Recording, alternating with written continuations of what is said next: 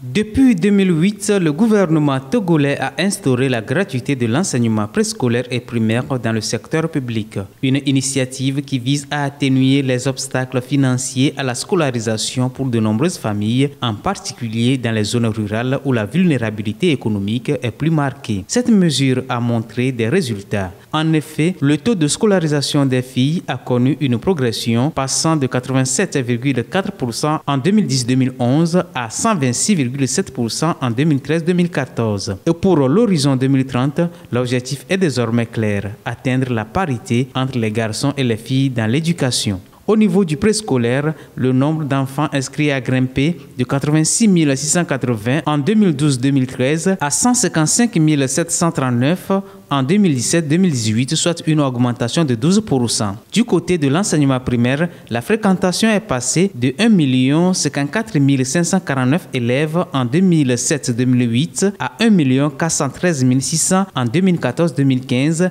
et à 1 548 876 en 2017-2018, enregistrant un taux brut en hausse de 98% à 126,8%. Au niveau secondaire, le gouvernement a récemment ajouté une dimension scolaire en réduisant les frais de scolarité pour les filles du premier cycle. Une mesure qui vise à contrer des pratiques néfastes comme les mariages précoces ou le travail domestique qui empêchent les jeunes filles de poursuivre leur éducation. En outre, depuis la rentrée 2021-2022, la gratuité s'est élargie à tous les élèves des collèges et lycées publics, filles et garçons, une décision prise en réponse à la crise de la COVID-19 afin de garantir l'accès à l'éducation. Aujourd'hui, le taux de scolarisation au primaire dépasse les 95% contre environ 88% avant l'implémentation de cette mesure.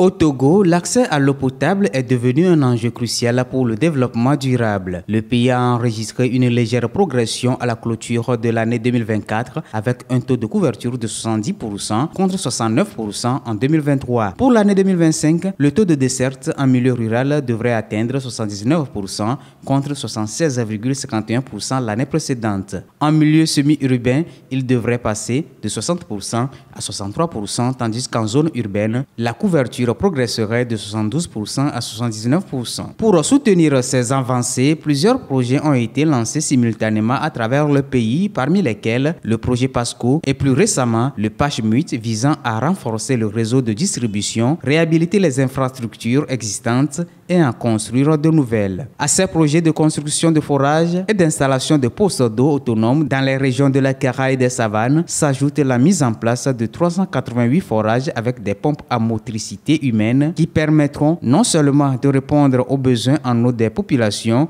mais aussi de renforcer leur autonomie en matière de gestion des ressources hydriques. L'installation de 205 postes d'eau autonomes de 4 milliards de francs CFA viendra compléter ces efforts en garantissant un approvisionnement régulier et durable en eau. En outre, ces initiatives devraient avoir un impact significatif sur les conditions de vie des habitants en réduisant les distances parcourues pour se procurer de l'eau et en minimisant les risques de maladies liées à l'eau non potable.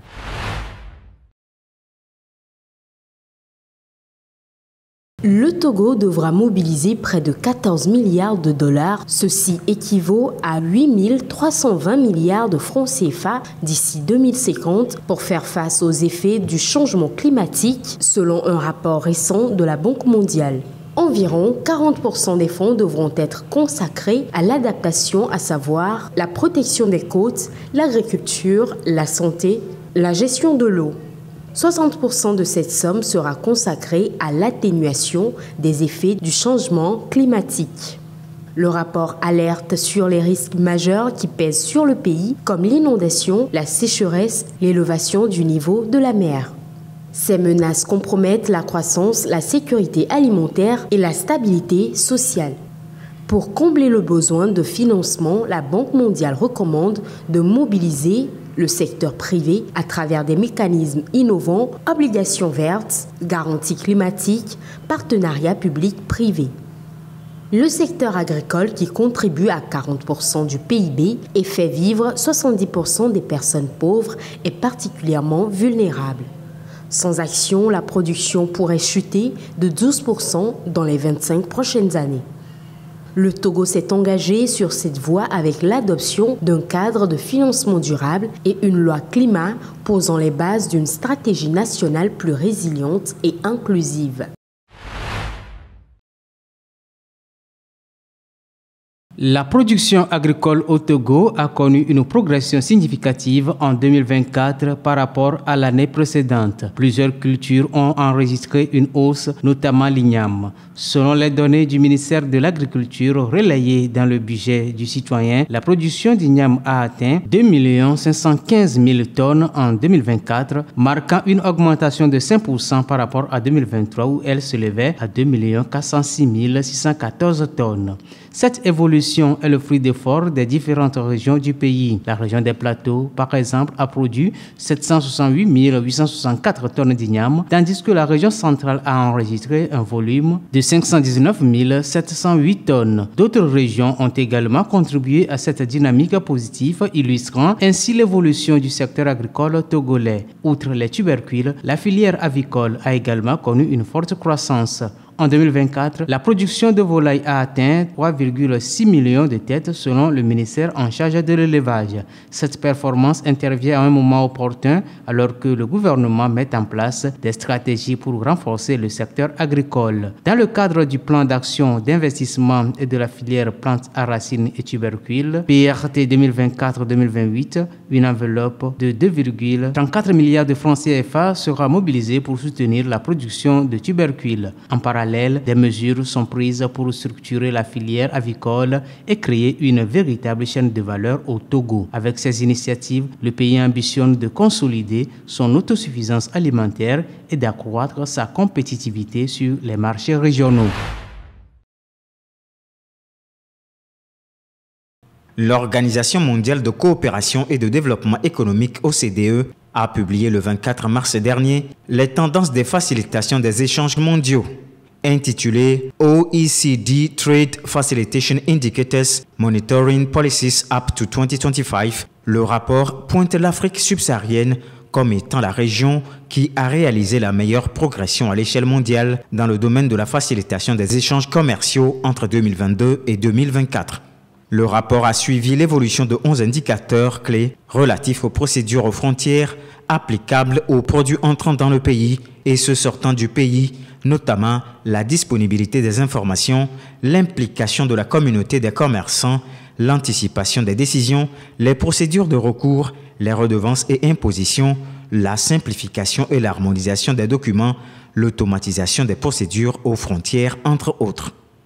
En Afrique subsaharienne, les indicateurs de facilitation des échanges couvrent 39 pays.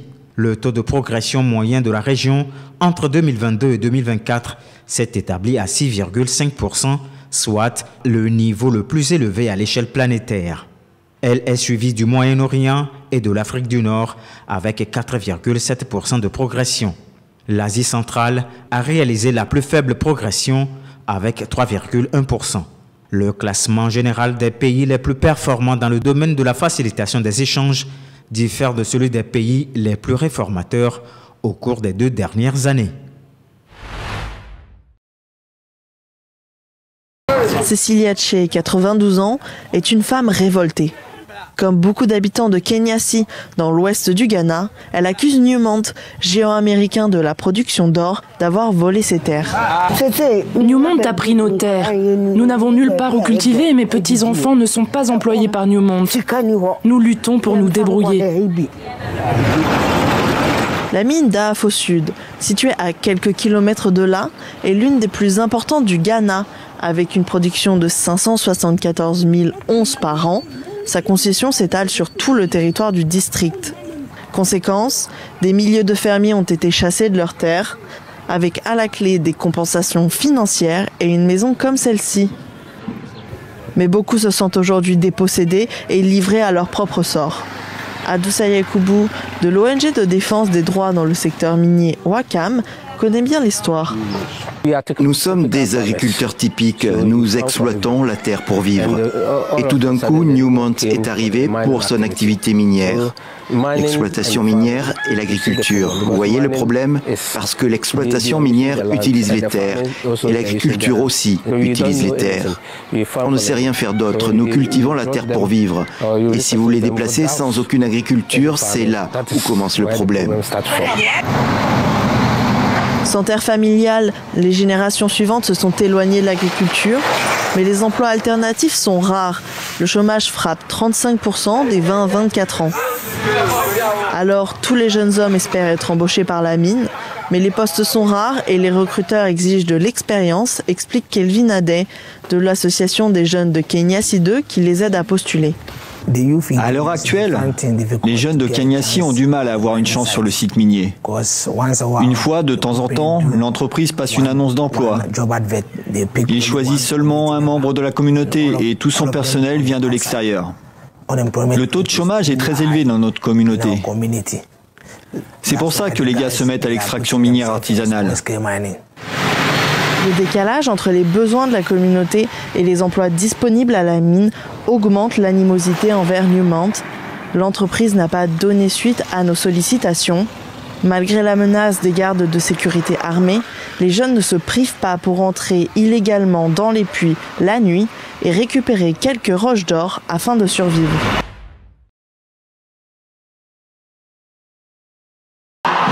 Un stade refait à neuf, une foule compacte de 40 000 personnes et une entrée spectaculaire en voiture décapotable du président élu gabonais qui a définitivement relégué son uniforme de général de brigade au placard. 3 semaines après son plébiscite, il a remporté la présidentielle avec près de 95% des voix. Brice Clotaire Oligui Nguema prête serment. M'engage devant Dieu, nos ancêtres et le peuple gabonais à conserver toutes mes forces à son bien-être, à le protéger de tout dommage,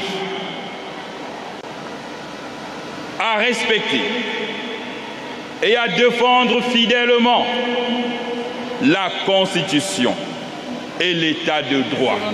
Il y a 19 mois, le président Oligui Nguema et ses hommes renversaient par la force son prédécesseur, Ali Bongo, et mettaient fin à 55 ans de règne de la famille Bongo. Ce samedi, il s'installe à la tête de l'État pour un mandat de 7 ans.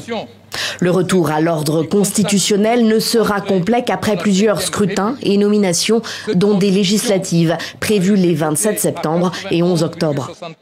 Le nouveau chef de l'État n'a pas manqué de rappeler les nombreux défis économiques, sociaux qui l'attendent. La 5e République, que nous appelons de tous nos vœux, pose l'exigence de mettre fin à l'impunité, à la corruption, la santé, l'éducation, l'accès à l'eau et à l'énergie, le logement, la vie chère, la précarité des emplois, la sécurité sont au cœur de mes préoccupations. De nombreux chefs d'État africains ont fait le déplacement jusqu'au stade d'Angondje à Akanda, au nord de Libreville.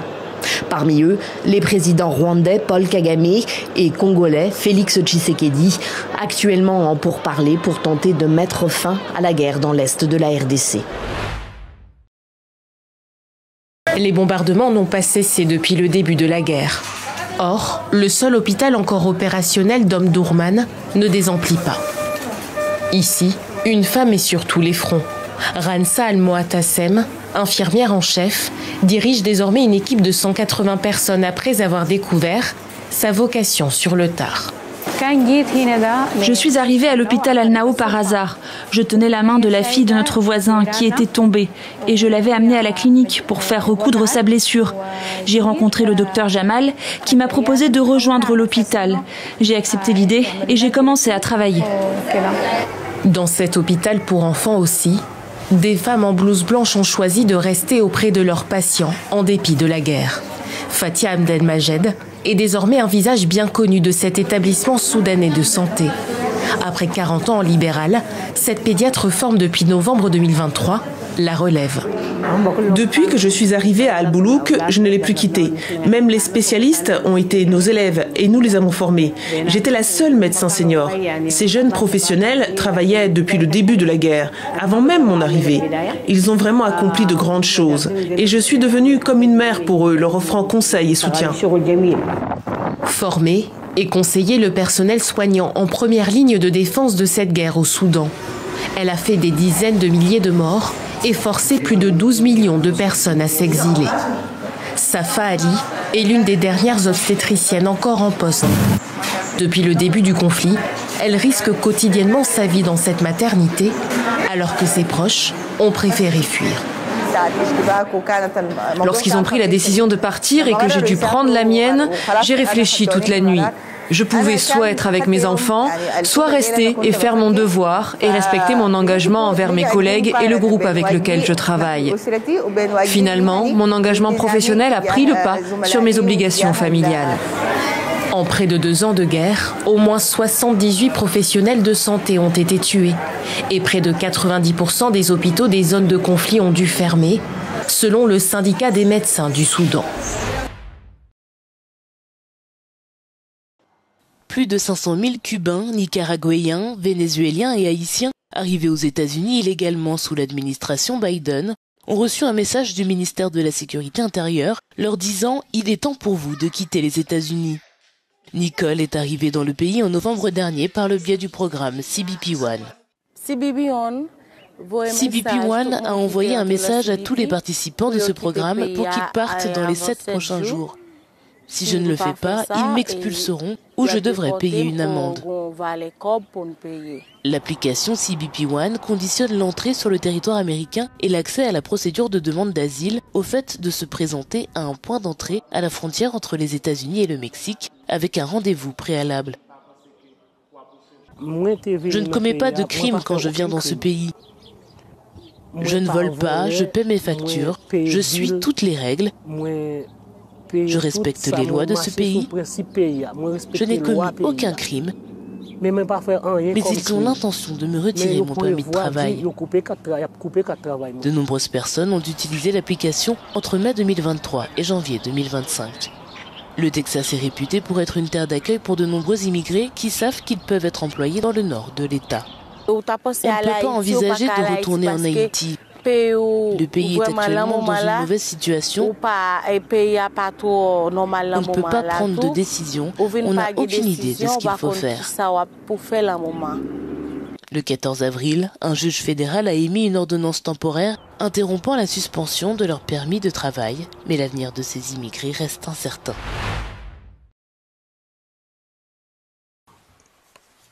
Subir volontairement une morsure de serpent, ce à quoi se laisse aller Time Fred pour développer une tolérance contre les morsures. L'Américain s'injecte des doses de venin de ce reptile qu'il conserve dans son réfrigérateur. Je sors le serpent et je le laisse me mordre le bras. Je le fais pour sensibiliser à la morsure de serpent. Personne ne veut me voir injecter une dose mortelle. C'est ennuyeux. J'ai donc fait exprès de me faire mordre pour prouver quelque chose et je l'ai filmé pour représenter les gens qui meurent de morsures. Je ne cherchais pas à devenir une star de YouTube ou quoi que ce soit de ce genre. Pour moi, c'est la science qui compte à 100%. Désormais, les scientifiques étudient son sang afin de trouver un traitement plus efficace contre les morsures de serpents. Time a donc créé une procédure qui a permis de reconnaître un grand nombre de toxines et cette reconnaissance lui a permis d'être protégé contre les morsures de serpents. Ce que nous espérons, c'est bénéficier de cette même protection sans que tout le monde ait à subir 18 ans de vaccination et de morsures de serpents. En fin de compte, au lieu de cela, nous isolons et identifions les meilleurs anticorps où nous pouvons les combiner avec des petites molécules pour créer un antivenin à partir du sang extraordinaire de Time. Selon l'Organisation mondiale de la santé, environ 110 000 personnes meurent chaque année après avoir été mordues par des serpents.